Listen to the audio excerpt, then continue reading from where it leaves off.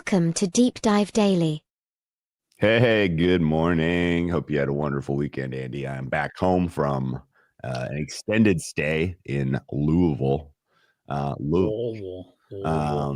The Kentucky Derby was absolutely ridiculous this year. So good. The experience in covering it's getting better every year in terms of just kind of feeling more comfortable about how to create content that's like what people are interested in, and that helps kind of inform kind of tell the story, as opposed to just being like, yep, 3 weeks ago I kind of like this horse and we're just gonna stick with it, that's not really the right way to cover it.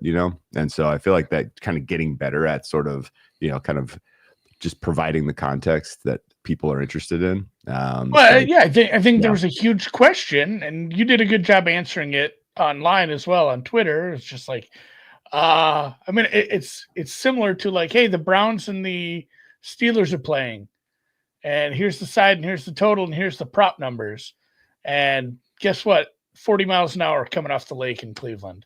Like, how does this affect Deshaun Kaiser's passing yards? I went way back for that one. But I mean, it was, and that was the biggest thing. I was like, I kind of felt, I didn't feel bad for you. You get to go to the Derby, but I felt bad that the weather sucked. But I mean, that was the biggest thing. That was the biggest thing was, how does this affect it? And it's funny because you posted that some of the closers would do well. I used more closers in my tries and supers, which didn't hit because I faded the 21 horse. Ooh. I just couldn't. Well, it wasn't a fade. It just I ran out of spots. I didn't want to make it any bigger. But I will say that you put me on American Promise early. I had fixed odds 25-1, which fuck it, CLV, I'll take it. Yeah, he goes. I joked about on the Oaks Day, which wasn't bad. I followed Mill and some stuff and some other people. I didn't have a terrible Oaks Day, but I did a big daily double with the two favorites. So you were cheering for journalism. Well, at the end of the day, I had a nice payout. It was like 6.5-1 on journalism. Mm-hmm. So in the end of it, with what Somo said about who wins, because he had 3 horses. Yeah, I had money on one. I had a scratch on the other. Nice. And you had tweeted out that Sovereignty was, advantageous. It was an advantageous spot for a closer like Sovereignty. Yeah. So I just, at the end of the day, I just took what was left in the account, which wasn't as much as I. So it's the old joke, like, how much you bet? Not enough. Should have been more. I wish I'd have hit the PayPal button one more time. Yeah, you mentioned. So go ahead. I did have a nice. So I did. I didn't get a try. I didn't get a super. I didn't get anything. I didn't place the chalky exactas that I should have, I guess. But I did have some money on Sovereignty. So in the end, I didn't get rich. But I don't know why I cashed out. I should have just left it. There's another race in like 2 weeks. I'm just gonna put that money back. Absolutely. But it felt good to hit the cash out button. So I took more out of the TVG account than I put into it. Oh, well done. Which even after paying off our little pool, you're still up. Nice. Yes. Well, good work by you. I mean, that was. You tossed the 21. I had no idea how much the pool was. I didn't pay attention. $850, right? Well, I had to ask him, like, how much should I owe someone here? What the buy-in? Yeah, I just didn't know what the buy-in was. That's all good. All right. Congrats to Mike Yeager, by the way, for winning the pool. And yes, congrats to someone who didn't toss the 21 out of the super in our great friend Mike Somo. What a bomb! He had a relatively narrow super, and it popped. Play this shit. It was not an expensive ticket, and it hit. So that was very, very cool. Now is this the super that you tell your kids about? That's like $20,000? No, but it doesn't matter. You hit the super. It's the same thing. It's like, you made money. Who cares what it was? If you played that, I don't know what you would have had to do. You would have had to. Yeah, you would have had to fuck up pretty bad the rest of the day to lose money if you played Somo's super. Yes, happy Cinco de Mayo to you, Dead, my son, as well. It is Cinco de Mayo today. Ended up drinking a lot of tequila this last week because the tequila sponsor at Churchill Downs is now our old friend Herradura, and Herradura and soda was the drink of choice for all of there's Derby, Oaks, and Derby for me. So I am very much in the Cinco de Mayo spirit right now. It is going to be a miserably tough day for me today at work, catching up on a humongous stack and feeling the effects of days and days and days of abuse. So, a young man, it was Halloween and Cinco de Mayo are like the two big holidays that you'd go out with all your friends. Yeah. I mean, the bars would all. It's not even like one's a children's holiday, and one's a holiday that the country that it originates from, they don't really celebrate it. It's like an American that we've taken. It's funny. Those are like when I was in my 20s, man. I got after it. Even on a Monday, I feel like I would have liquid lunch. Yeah, it's gonna be margarita recipe. We'll do that at the end. Okay. You want to save that? All right, we'll talk about I mean, just so the thing about a margarita recipe, keep it simple. Yes. The more stuff you put in is Get a silly. Squeezer and squeeze your own limes. Oh Get my God. agave nectar and drizzle a little agave nectar in the lime juice. Yes. Add a pony of Cointreau and then as much tequila as your heart desires. Shake it. Pour it over ice and mission accomplished. Pour it over crushed ice. Mission accomplished. Yes. Not big. You don't want big ice cubes. Yes.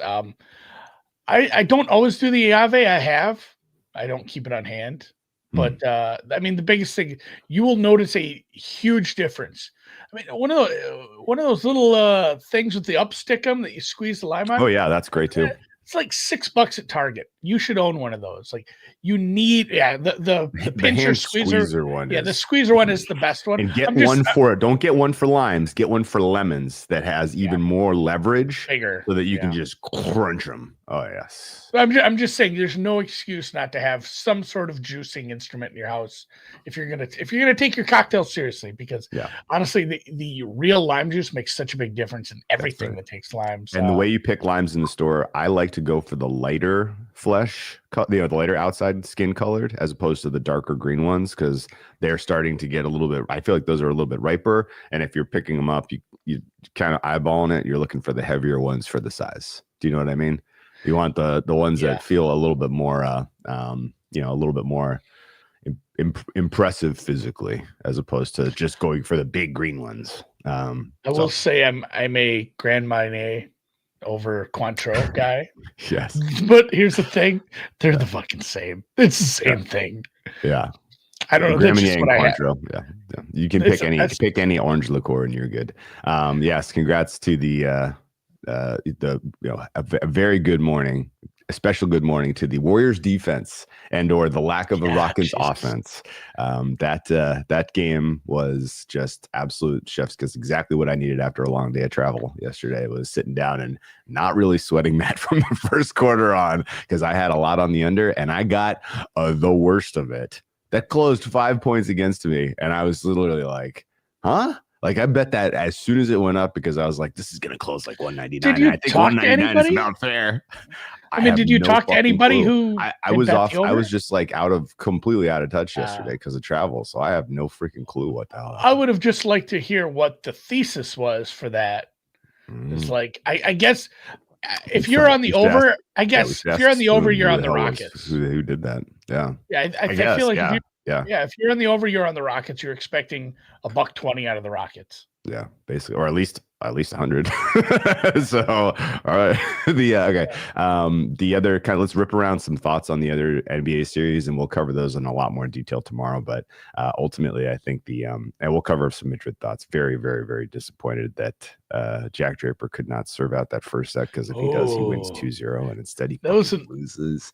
Ugly, just absolute, just thievery from Casper Ruud stealing that first set, and that was ultimately the difference. Sucked yesterday seeing that in the morning. The other rip around thoughts here: Pacers Cavs is going to actually be very competitive. It turns out Kenny Atkinson, not a very experienced playoff coach. His rotations were terrible. The Cavs defense is a little sus, and their offense is very much missing one Mr. Darius Garland. I don't understand. I thought for sure he would be back with the gap that we had, and no, he's not. So consider me concerned about any Cavs in my book anywhere. And ultimately, they're going to need to do this series with offense now. Now, Mitchell's getting whatever he wants. But they need Garland back so that they can get into the 120s to win these games. And this price point for game 2 makes no sense to me. 10 points, that's a humongous number. Can Kenny just call Steve Kerr and be like, what do I do? Isn't that where he was from? Wasn't he a Warriors assistant? He was he a Warriors assistant? Yeah, he was. He was assistant coach in Golden State for 3 years. He has in his life 5 playoff wins, Andy. 4 of them came last week. So he is a little green when it comes to sorting out how do you coach a series. This series, though, this is probably what he needs is to figure it out here so that he has it in his toolbox for taking on the Celtics in the finals. So, we're looking for signs of Kenny Atkinson realizing that Isaac Okoro shouldn't be on the court. That's what we're watching for. So the Celtics, I think that's a messy series against the Knicks to start out because of the health issues with the Celtics and the Knicks just having a couple of, kind of opportunities with some of their wing defenders to thwart the Celtics 3-point shooting acumen. But this is the kind of series where it feels like we come back to game 5, 2-2, and then the Celtics just dust the Knicks in game 5 and then close them out in 6. That's kind of the vibe I got there. 4-2 Celtics, if I had to guess. Haven't made any bets on that series at all yet, just because really just don't know what's going on health-wise with the Celtics until we see them play one. The West is fun. Two fun series. No real obvious ways to bet these two markets, but the two hot sides for game 1s are the home teams who have had lots of time to get right and get ready while their opponents played into game 7s and are on the road. So this is usually the absolute kiss of death. If you go back and look at like a big rest disadvantage like this between series, it tends to extremely heavily favor the rested team to the tune of like an extra 2.5 points on the spread. Now there is a 1.5 point juice on the Thunder, and there's about a 2.5 point juice on your Timber Puppies, but I'm probably still going to lay the 7. I was going to say there was like rogue 4.5 5s to start out. And even me knowing like, it's like, isn't everybody like both sides of the, you can do the sharps and the public, like, isn't everybody just going to bet that because of the rest disparity and honestly how kind of good they looked against the Lakers? Yeah, well, that's just it. They didn't even really play that well in game 5. No. They played like shit, and they still took care of business. That's another one where it's like, hey, here's a coach that lacks a little bit of playoff experience. Yes. Even though he has a hell of an assistant coach out on the floor, and that's what a lot of people were like. Hey, is your rotations just like it was like a make-a-wish for Rudy? Like, hey, we're gonna put rotations out there where Rudy, if you want to score 40, you just can. Like it's fine. You can just do whatever you want here, and we're gonna be done for the year then. I still worry about Finch as a coach. I think it's obviously a coaching mismatch, but I mean they should Wolves in 6, I guess. Yeah, I like Wolves in 5 personally. But here's my advice to anyone who wants to bet those series. If you're looking at the dogs, as in the Nuggets and the Warriors, and you're like, best player in the series is on the dog in OKC Denver. Best offensive player in the series is on the Warriors with Curry. I want to take both of these dogs at these prices. Here's my advice to you. Take a deep breath and wait until game 1 is decided, because I don't think realistically either of these dogs is live in game 1 to win. Does this make sense to you? Yeah, with the rest disparity, the travel, it's a tough spot. These are good coaches, good teams, mega stars that can take over a series. But like you said, you might get a better price. Yeah. Speaking of that, I think a lot of people are asking themselves that question this morning. It's like, do I take some Cleveland now at this price? I need to see Garland on the court, and not just like on the court, but doing what he was doing as well as he was doing it, which could take a couple of games. So I don't know that now is your buy point on Cleveland. Like you may have another bite at the apple if it's 2-1 Pacers after game 3. That's kind of the feeling I have right now. This probably pays like minus 250, but Boston OKC. I mean, in what world do either of those teams fuck up? I watched the Knicks play, man. Like the Thunder could just choke. like you never fucking know. It's I still think young. they're a super team, but Yep. and I think their double big lineup is a huge problem for the Nuggets, but the best player is on the other team, so it's gonna be a sweat. All right, let's do some Derby story time. You good? You good? Any other sports thoughts you want to cover before we get into story time? Just that like there was a bunch of game sevens, and the basketball game sucked ass. Oh, sure. Like They, they game weren't. sevens always are. They were not fun. And I know we have unders, and it's usually more defense, less scoring. But it's the games weren't like close enough to be fun. Yeah, There were some spots in the third quarter where the Rockets made an honest effort, but after that it was ugly. Whereas like the hockey was great. I'm sorry if Patrick is a St. Louis Blues fan. It's pretty. That's another weird thing. That Hellebuck is like. How do you even say the name of the trophy? Vezina? whatever He you wins. say. He wins this award for being the best goalie, and then in the playoffs, just sucks. And it was cool that he got bailed out. That goal at the very end, obviously. You're talking about the Jets goalie? Yeah. Didn't he win? He won like the MVP, didn't he? Yeah. Didn't he win? Well, I don't. Is he going to win the Hart? I don't know. I don't know. I don't know that they've announced any of that. I don't either. But I think he was like minus 500 in to win the Hart. So he's like your MVP. Yeah, he's minus $1 million to win the Vizina. Yeah, both game sevens were electric. Sucks if you're the Avs because you need to be able to sit on a 2-0 lead. And man. And it really sucks to be the Blues because 3 seconds, man. Where's the Breeders' Cup this year? Beautiful.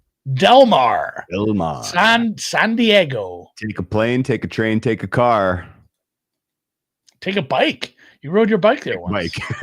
Yes, I rode my bike there twice now to go to the Breeders' Cup. But yeah, it's just a great experience. I cannot wait. It's on November 1st is Breeders' Cup Day. Breeder Cup Juvenile Day, I think, is October 31st. So Halloween. What if we? Oh yeah, you and me and Cal had a group costume idea, which we cannot reveal. Oh yeah, save that. Put that under your hat. Although it'd be a fun day to talk about it. We won't though. Let's tell some Derby stories. As I mentioned, my drink of choice was largely tequila at the track. It was Herradura, and cheers to the amazing hosts and bartenders there. It was just a great time. I spent almost my entire Oaks Day and Derby Day in the steaks room. Oh, this fucking asshole. Sorry about that. And it sounded like dishes. I thought it was like your wife was home. We get people that go through our alley and like pull stuff out of the recycling bin, and so that's somebody is in like the alley like going through our trash. So wonderful. God damn it, Patrick. Damn it. He got us. So the condition, the hospitality was amazing. Hung out, of course, with mostly with producer Stephen D'Agostino, who's just a great guy and an awesome hang. He was the one kind of filming all the content we did. Getting up every morning, being out there for the early workouts, getting the scoop from all the hands at the barn. What was going on with the conditions of the horses and who was feeling well and who was going to scratch and all that. Like that's a really fun experience. Is kind of collecting all that info. And then watch the races mostly with the talented Mr. Roto, Mr. Matthew Berry, of course, NBC guy now. And he introduced me to a couple of very fun people. One of them who was just absolutely hilarious, infectious energy. Have you ever heard of Tim Bader, Timmy Bounceback? Does that ring any bells to you? He's like a working actor, comedian guy, and he was absolutely hilarious. He was like friends with the late great Norm Macdonald and David Spade and stuff. He's like a little older than me, but he was just hilariously infectious, just betting the horses, and he was firing mega bullets on horses and loves horse racing. And we ended up doing a ton of handicapping together and hit a bunch of winners. And he was a shit ton of fun. Him and his girlfriend were there. She's from Vegas and he lives in LA. So we had a lot to talk about and had a great time hanging with them. And I've kind of learned thanks to Mike so much that the most fun way to play a day where you're at the racetrack for 6 hours is the 50-cent pick 5 on the early card and the 20-cent pick 6 on the late card into the Derby. And so then you have skin in every single race without actually having to force yourself to run to a window or run to a kiosk to get your action in. And so played an early pick 5. It completely blew up right away just because things were fucking chaos in the early races. It was just like, whoa, what is happening? Where did that horse come from? Who is this? And then we get to the later races and had a 20-cent pick 6 in for like $86-ish or something like that. And we hit the 7 in race 8. Sorry, 7 in race 7, 7 in race 8, 7 in race 9.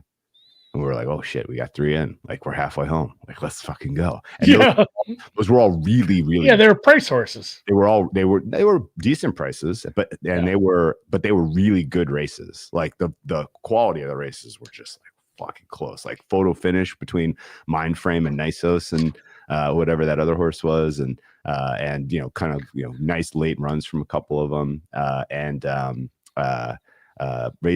Race 10.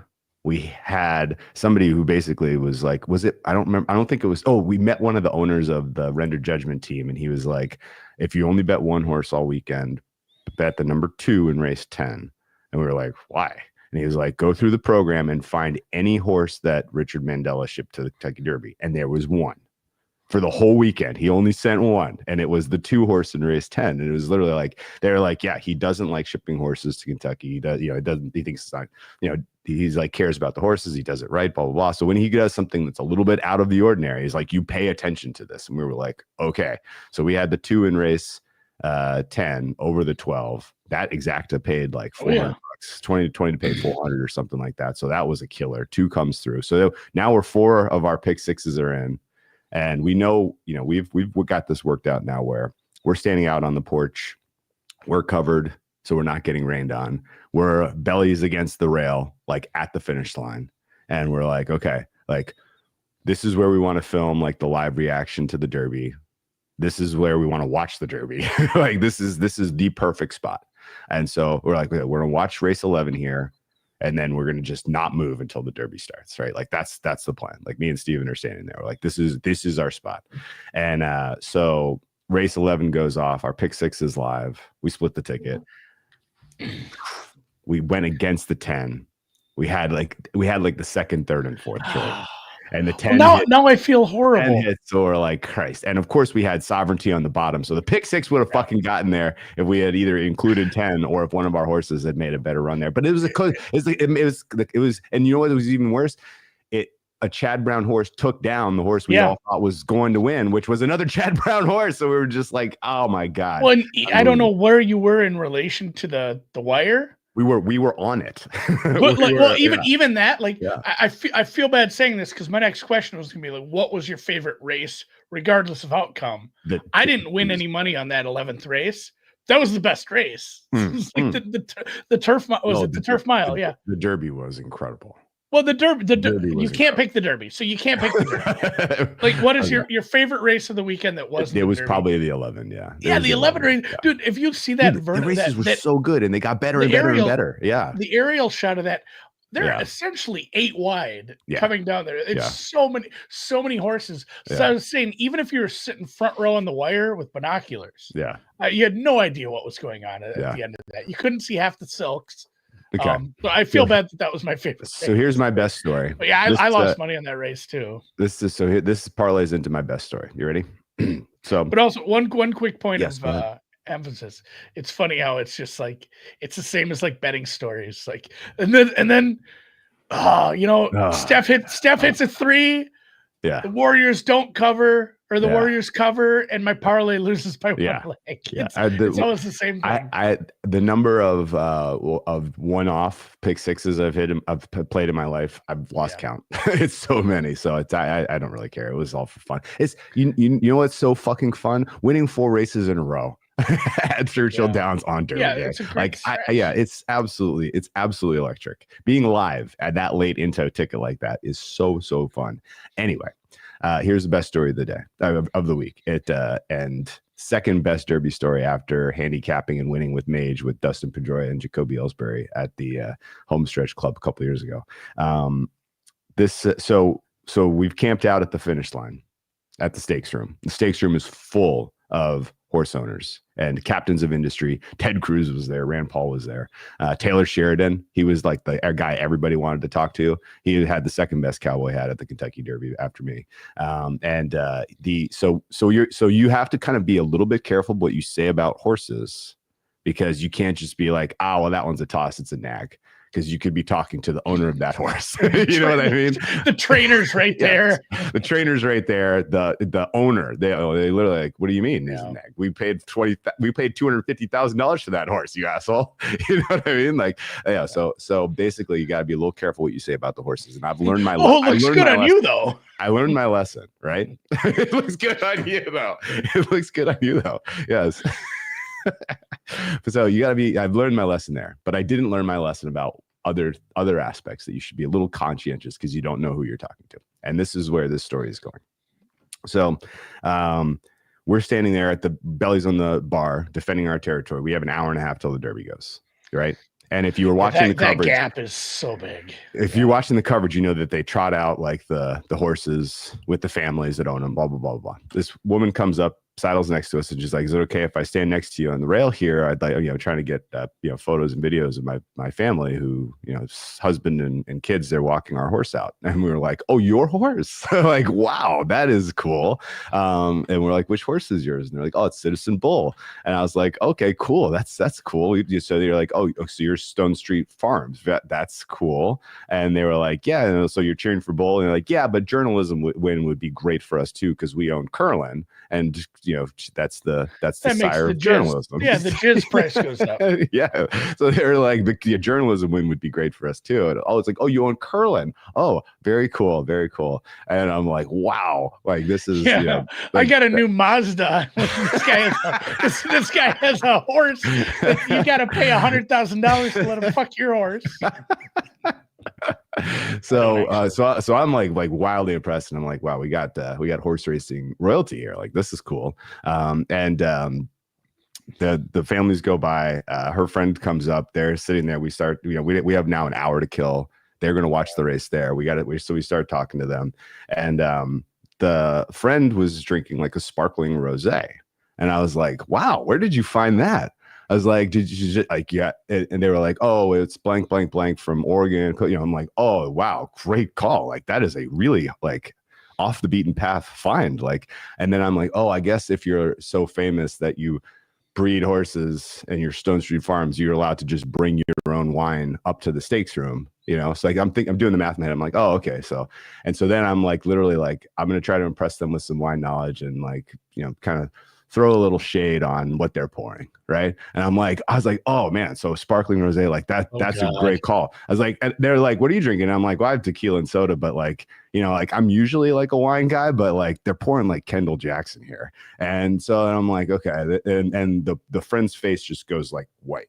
And I'm like, I guess she likes Kendall Jackson, whatever. And I was like, maybe I made a misstep there. So they're the first gal heard me kind of talking, but not like specifically like engaged. Just they turned back around. They're like, I'm assuming they're from Kentucky because they own Stone Street Farms. Yeah. And I'm like, so yeah, where are you guys from? And they're like, oh, we're both from California. And I'm like, I'm from California. Like, I'm Long Beach, but like honestly, like love traveling to Mammoth, east side of the Sierras, wine country. Spend a couple trips to wine country a year, and because I wanted to talk to them about wine mostly, and they're like, oh, you love wine country? Like, what part of wine country? I was like, well, if I could only live one place that wasn't Long Beach, it'd be like Sonoma Coast. Like, really love Sonoma.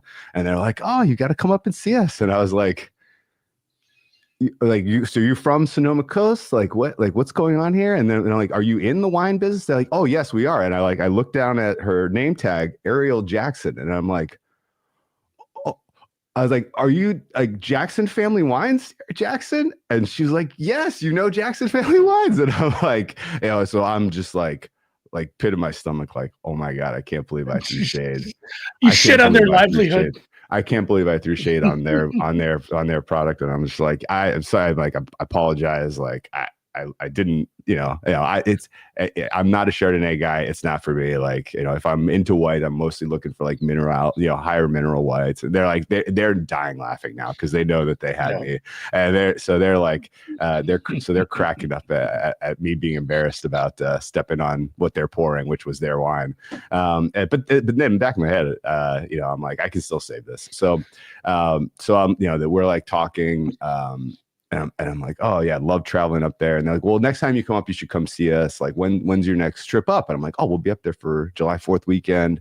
And they're like, well, what are you doing? And I'm like, well, most excited on July 3rd when we get in, we're going to this place, Matanzas Creek. They have like this amazing lavender farm. Always wanted to visit there. Love their wines. Like, that's like more kind of the white, style that I'm in. And Ariel Jackson Lights, I was like, that's us. We're Matanzas Creek. And it's like, oh, okay, whew, like, saved by the bell here. And then I didn't really know how broad the Jackson wine portfolio is, but it's like probably 25, 30 labels. And it's some of the very most well-known stuff up there, including La Coya. They started La Coya. I had no idea that was Jackson family. So they are like literal like wine royalty more than they are even horse royalty.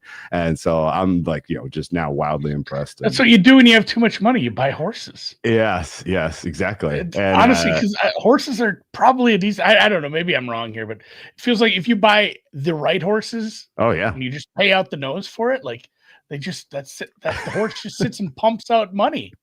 Yeah, literally, it squirts money. That's how. Although Curlin still without a Derby winner in his lineage. Really? Mm. Yeah, this is supposed to be the. Ooh, this is it. I didn't know that. Anyway, I think that's true. I'm gonna have to double check. So they were so absolutely lovely, exchanged information, so we can actually kind of get caught up there and potentially do some cool stuff wine tasting. So really, really excited to have made that connection. And they went inside and came back out with like sparkling pour, and they brought me a glass, and I was like, that's so nice. And we're talking about it, and having a grand old time waiting for this race to start, and then like as the race getting started, like I still have my glass with like, most of the champagne left in it. And I was like, all right, we'll finish this after. And I'm like, I got to put it down somewhere so I can do like this reaction. I don't want to like kick the glass over the rail and like have it fall on someone, And so the one of the gals was like, all right, I'll hold it for you during the race. So she takes the glass. And then, we watched the race. The race itself was just absolutely spectacular. Like as soon as like you saw journalism and Sovereignty coming around the turn, you're like, okay, 2-horse race, let's fucking go. Ultimately, I think Burnham Square got like the rawest deal. Did you see that? Like, Admire Daytona just parked his fat ass right in front of him as he was making his run. Yeah, so there's always like 5 horses that just so get caught in the wash. Yeah, but the home stretch, Sovereignty and journalism coming around, and that finale was just absolutely electric and very cool to see Bill Mott win that way after he won with Country House at the DQ. He is a multi-winner now. There's only a handful of men. So cool. And Bill Mott joins them as a 2-time Derby trainer. Yep. Alvarado joins as a Derby winning jockey. Like all kinds of really good positive things out of that. Sovereignty is just an absolute bomb of a 3-year-old. He is a killer horse, so he's going to win a bunch more races this year. And we filmed the live reaction that goes up. Like all the videos we did for NBC did just bonkers numbers, and really everybody was like huge pats on the back from the higher ups, which is awesome. And then so I'm showing my wife, she was like, well, what did you do for the race? I was like, I can show you. And then throw up the YouTube clip, and the first thing she says is, who's the gal in the back holding 2 glasses of champagne, double fisting champagne? I was like, funny story. Hammering like, 2 wine glasses. Yes, I could tell you all about her actually. So yeah, it was a hilarious experience of kind of learning my lesson about keeping my mouth shut in when you don't know who you're talking to. But it was just ultimately don't talk anything ever. Yeah, everything's great. This was the best Derby from start to finish experience I've had up there. Did best content we did, and I really hope they keep sending us back to cover it, because it is a true one-on-one experience to be part of the story. That's history. 150 win runnings, man. It's almost as many as the Gopher count. Remember that? They're up to 152 there, right? 152, Viola, Minnesota, this June, boys. I will Any say, other questions or anything else I'm missing that it no, was especially the awesome? best. No, it was such a good week. Shout out Money Mark Mills. I didn't bet a lot of the races. I had some other stuff to do during the undercard, but he was posting picks and I was playing them sporadically. And one of them was 2x on this horse, 2x to win, and it was that lemon muffin in the Lemon muffin. Yeah. was that Black Eyed Susan? No, no, but I think that early. was no, but that horse had run She the did. Black Eyed. She did. Yep. She did. So lemon muffin, that was a nice win for me. That helped me fuck around for the rest of the day the other day. So I love it. It was pretty nice to have that. Pretty nice to have sovereignty. Pretty nice. Sammy P put us on the Nuggets as I just needed a bet that night. So thank God the Nuggets came through for me there. Best, and honestly, the Sammy P content, that was my favorite Derby tweet, I think. The GOAT Derby tweet is somebody, and I don't know who it is. Maybe it's different people every year, but they tweet out exact order of finish, and they'll list what, and it's just 20 horse emojis listed 1 through 20, and it gets me every year. But because you go to search for that. I hate Always even giving search this. For that. I hate even giving this George more shine, but it was GRP who tweets out, like, hey, you guys are dumbasses for betting horses with this 20% takeout. Like, you can't beat it. It's a dumb bet to play into something with 20% vig. And Sammy P tweets, it's like, and you bet a offensive lineman to win Super Bowl MVP. So yeah. And not even just like that was a dumb bet, but that that's like market, a 50% hold market. Those markets have 50 to 70%. I shouldn't talk. I bet golf every week, but yeah, it's like if you want to talk big, maybe you should see what they're holding on the Super Bowl MVP market, buddy. Yeah, and you know where most of the hold is? It's in the fucking super mega long shots. It's in the long shots, boys. Yeah, that guy should be $1 trillion to 1. They're not giving it to a lineman. Oh man, what a great event. The come down emotionally and the get back to work is going to suck today and suck this week. I have so much work to do. It is going to be not only that, but it was the first day of breaking out flip flops yesterday. Oh yeah, 70 degrees. It's going to be 70 degrees all week. I was in the hammock reading. We had a campfire Saturday night. Like after everything, everything was. Drinking outside, reading outside, laying in the grass, it makes it real hard to work. I got full ass spring fever. I love it. So we'll be back tomorrow. We'll go through the NBA series a little deeper tomorrow. We'll talk some we got some big golf events coming up. I'll probably get into that Wednesday, but whatever else too. And then a good question from Changing 500 here. And Nick Palfrey answered nicely too, but I'm going to see if I can't find this podcast with the Mills. So we did a podcast with Mark, who bets. He's off track betting every day of the week. I mean, he gets real deep into the horses. So he went through a racing card with us. Yes. And I believe we even, if we can find the tweet, we posted the PDF of that specific racing card. He went through it point by point, pointing out this means this means this. That was life changing as far as like just as far as like understanding what the stuff means. You don't have to agree with how he treats things, but understanding what everything means and how they do things on the racing card. That was very, very beneficial. So hunt for that. It was Money Mark Mills. So it would have been 2-3 years ago at least. I think it was during the pandemic. Might have been pandemic. I think it was probably the 2020 Derby or 2020 Belmont because nothing else was going on sports wise. So we were really. So just like let's do a bunch of horse ones. Yeah. I will see if I can hunt that down. I'm glad we buried this 38.5 minutes into this podcast because I kind of almost don't want this to get this much bigger. But there was one tool that I used this year that was like the fucking answer key. It was so useful. It took me about 6 or 7 races to understand how to interpret this, but it gave you like an 80 to 90% hit on what the shape of the race was going to look like coming around the final turn. And it's called Optics EQ. And it was relatively cheap for what it was. Because again, like, 8 out of 10 races, I think, conservatively, between Thurby, Oaks, and Derby. It had the right shape of these horses are going to be on the lead. These horses are going to be in the stalking group. These horses are going to be closing. And these horses can close. These horses tend to fade. And it was literally just like, oh, this is what's going to happen. And you can make your decisions based on that.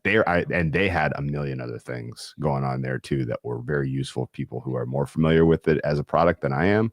But I got to tell you, man, it was like game changing, eye opening. Like, oh, I've always wished I could kind of be able to predict what the shape was going to be coming around the turn. And these guys solved it with this data driven product. It was fucking awesome. So huge thanks and hat tip to the Optics EQ guys. And I will be using that at every major race I bet on for the rest of my eternity, as long as they keep making that product and until it gets absorbed by the market, because it was that good. I'm not even kidding.